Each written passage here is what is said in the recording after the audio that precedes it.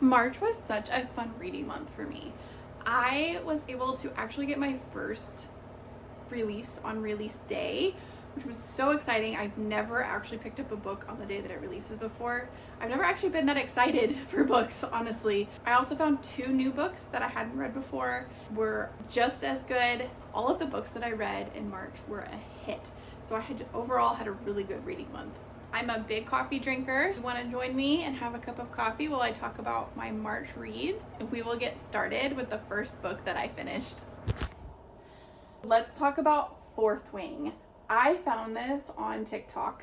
Everybody is talking about Fourth Wing right now, and we need to talk about this one. There's 3 books out right now. The third one just got released in 2025, and there's just a lot of hype around the story. So if you're brand new to the series like I am, I had no idea what to expect. This is a war college. This is a college where once the kids are old enough, they have to decide what route they're gonna take for their education. And one of the routes is the Riders Quadrant. The Riders Quadrant is the people who learn how to ride dragons, essentially so that they can go to war. And when you enter the Riders Quadrant, you either fly or die. Something is going to kill you, be it a dragon or a person or an event. You literally have to fight for your life in this college. But you get to follow a girl who wanted to become what's called a scribe. So the people who have all of the information in the world. And you just kind of follow her story going through the Writer's Quadrant. So she wasn't supposed to go there. She was supposed to be going through the Scribe Quadrant. But she's literally fighting for her life the entire time. Some people describe this as like an Aragon Divergent crossover, which is, I think, a super cool way to describe that, because these dragons aren't just little baby dragons. Like, you get to actually experience dragons. You get to ride them, you get to see in their head. They literally can talk to people, they're riders in their head. This is what we call a romantasy, because there is a relationship going on. There's also the fantasy world, right? So there's dragons, which is the fantasy part of it. The Fourth Wing story was super easy to get into.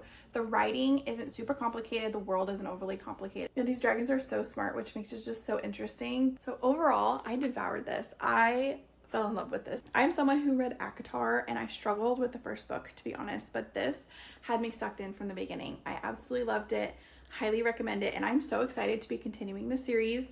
I will say that the second paperback does come out in May, so I'm waiting for that paperback. I'm so sad that I have to wait. I will be picking up Iron Flame in May. I will be continuing the series. This is a 5-star book for me, for sure. This was just a really fun book to read in March. It has a lot of hype around it for a good reason. It's a really fun read.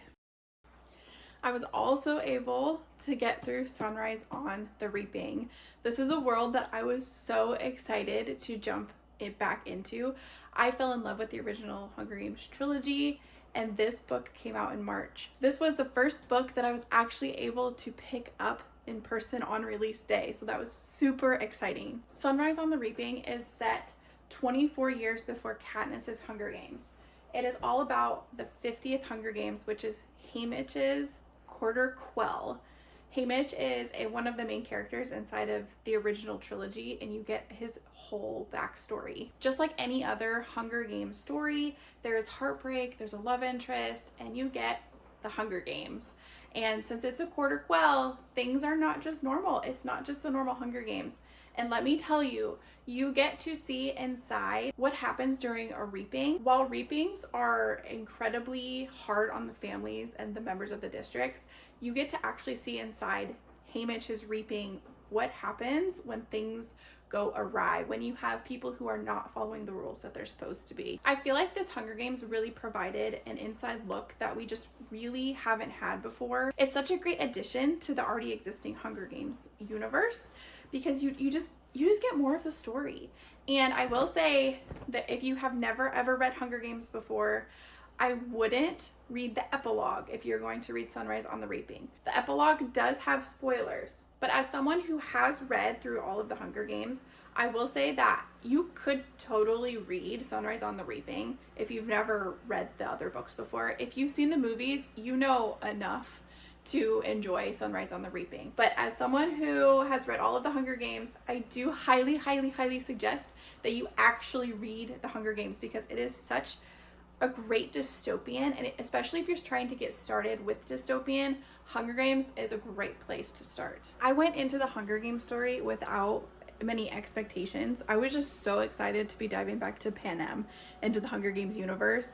I think it's probably one of my favorite books in the whole series. I really, really enjoyed actually getting to see a different side of the Hunger Games. The Hunger Games really holds a special place in my heart. It was the first series that I actually picked up and read all of the books, and I've kept up with the series as the books have come out. The story is just super easy to follow along with. There's nothing super complicated. There's no crazy world building. You just dive right into the story. This was a 5-star read for me. Just like the rest of the series, the whole series is honestly 5 stars. Let's get into the next book.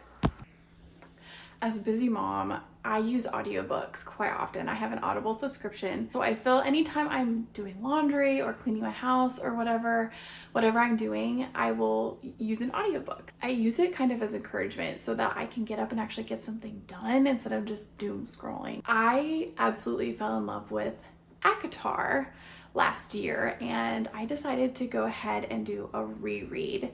But this time I did it on Audible on the graphic audio. It was so much fun the second time around.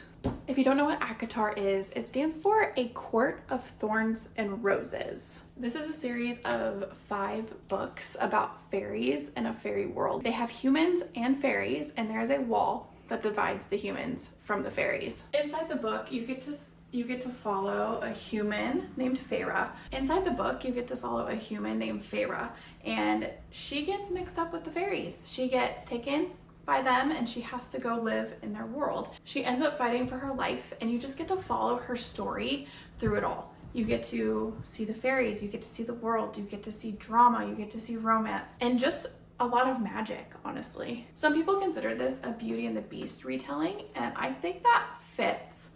I don't quite think that the beast part is correct because they're fairies, not beasts, but in theory, Beauty and the Beast retelling. Now, this is a series of 5 books. There's a main trilogy that people are obsessed with, and then you have a little novella, and then you get to go into A Court of Silver Flames, which is honestly my favorite out of the whole story. I honestly fell in love with this as a reread. I think it was so cool to be able to go back and find any of the hidden messages, anything that I missed before, because the whole series blends together. And so there's things in the first book that you didn't see because you didn't know what was coming.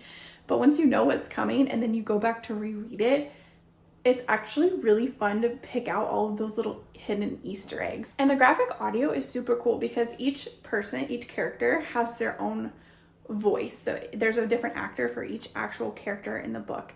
It makes it super dynamic and just a really fun way to listen to an audiobook. Knowing what I know about the whole world, when I have to go back and re-rate ACOTAR, I'm only going to give it 4 stars. I'm not going to lie, I struggled to read through the book the first time, but it's totally worth it. Once you get to the last 100 pages, Sarah J. Maas has her own little rule. Once you get to the end of her books, you have to finish them. You have the last 100 pages is where the plot twist is, where the craziness happens. That is true for all of the ACOTAR books.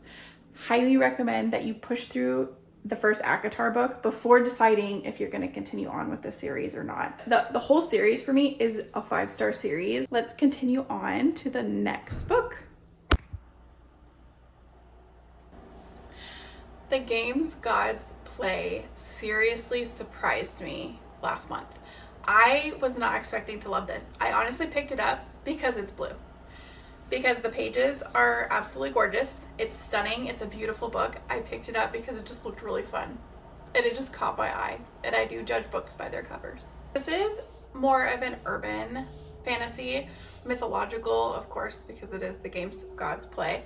And it is set in California. So you get to follow a human who gets tangled up with the gods. Every 100 years, these gods have a competition amongst themselves to see who's going to be the next ruler of Olympus. They have to have a human who is the person that they coach through the games to hopefully be able to win.